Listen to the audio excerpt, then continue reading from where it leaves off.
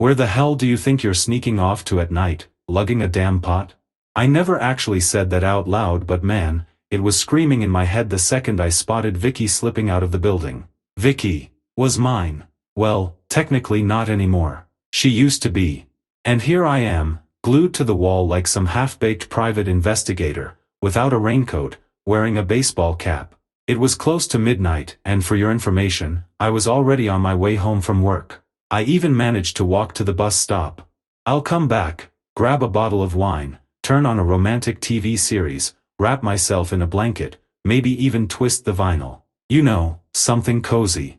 Anyway, I turn around. And what do I see? My wife, well, more precisely, my ex-wife dressed up as if she has secrets that need to be hidden, strutting out of the entrance with a huge bag. And I mean huge, big enough to fit a cat. Or maybe even a mini fridge. What on earth? Where's she off to at midnight in full glam, carrying what looks like a soup pot? Ain't no way that's a late-night bread run. Still, I don't yell, I don't chase her down. I just fall in step, real smooth, like I'm Sherlock Holmes on a case just without the pipe or the cane. She's headed straight for the shopping center. We've got all these new buildings around here. Our place is on the 3rd floor, all fresh renovations, the stairwell still smells like paint, and the mall's closed 10, maybe 15 minutes tops. Vicky loves that spot. Honestly, she might as well have had her mail sent there. At first I was hitting it up for deals, then for groceries, then just tagging along, 'cause she liked walking the aisles. I chalked it up to good old retail therapy. So what if she bought 3 pairs of sneakers in 1 week? Who hasn't? But sneaking in through the back entrance at midnight with groceries? Something's off. Seriously, what the hell, Vicky? We met 2 years ago at our mutual friend's birthday party. I happened to be there by accident. I thought it was a board game night. Instead, there was booze, loud music, and people singing to the guitar. And there she was, Vicky, full of energy, laughing out loud like a damn seagull. Her hair was cropped short, fiery red like a fairy tale heroine's, and her eyes were green, piercing, wild, like a cat about to vomit on the carpet. Sounds crazy, I know, but something about her just stuck. Maybe it was the laugh. Maybe the weird, deliberate way she ate cake, first the frosting, then the sponge, then back to the frosting. I went up to her, we talked, swapped numbers. A week later, date number 1. Then 2. Then I stayed the night. A few weeks later, she's there for a couple nights in a row, and not long after, boom, she's moved in. No complaints. An apartment in a new 1-bedroom apartment complex. Yes, it's mortgaged, but it's pretty. Vicky cooked, washed, watched TV shows with me, and even sorted my socks by color. Smart girl. And her figure is amazing. I proposed to her and she agreed with naive ease, which I thought at the time would remain a mystery to me. And how did it all start? At first, I barely noticed. Little things.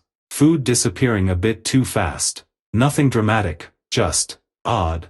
But then it got weird. I'd bring home a whole bag of potatoes, and 3 days later gone. Pasta vanished. Butter? Evaporated like mist. Of course, she told me what she was cooking. Soups, casserole, pancakes, meat fillets and, of course, fish, a full menu. But still, where the hell did everything else go? I ate it, she'd say. And I'd just stare at her. Like, where, exactly? That waist of hers was still model thin, like it hadn't seen a carb in its life.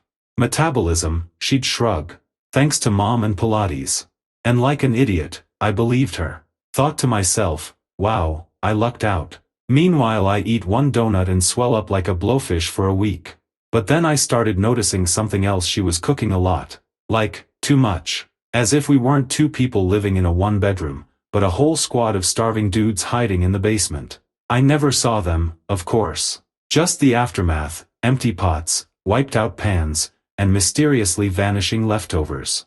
So now, here I am, standing in the shadows outside that damned shopping center, watching. She walks up to the back entrance like she owns the place, gives a knock and the door opens. And who's there? Some kid, couldn't be more than 20. Looks like a TikTok influencer, skinny jeans, side-swept bangs, a lip ring, painted nails. The whole try-hard aesthetic. And right there, under the moonlight, with her giant bag of food, they kiss. Like it's some kind of rom-com, not real life. I choked on my own spit. Oh, you two seem real happy to see each other, I say, stepping into the light like a storm breaking. The kid looks up and goes, "Yo, back off, uncle." Uncle? I'm 32. I've still got it. I could totally skate if I wanted to. Okay, I can't. But theoretically, I could. Vicky jumps back like I hit her with boiling water. Alex, wait. It's not what it looks like. Not what it looks like. What do you mean? Are you kissing me at night and delivering casseroles to some mallrat on the side? The boy finally realizes this isn't a soup delivery and stiffens up. Me? I go full rage mode, not too dramatic, just enough. Instinct kicks in, arms ready to throw down, and with one swift move, I knock their heads together. Nothing wild, just a little percussion. A warning. The security guard barely glanced up, probably watching a better drama unfold on his tablet. Apartment keys. Now, I said. Alex, please let me explain. Oh, you've explained plenty, sweetheart. I'm guessing mashed potatoes now remind you of another man. She kept talking, but I wasn't listening anymore. I grabbed her bag out of curiosity, and sure enough, it was all there. Bowls. Neatly packed. The first course, the second, the third, and the damn juice.